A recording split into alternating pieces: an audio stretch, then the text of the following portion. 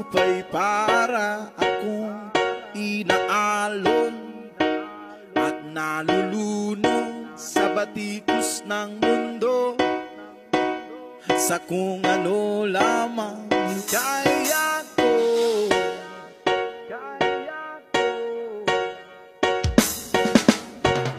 Bigang-biga na sa mga problemang di masolusyonan agad, parang wala nang bukas. Pwede bang umiwas? Hinahanap ang sarili ngunit di nakakayanin sa ligaw na dinadaanan ko.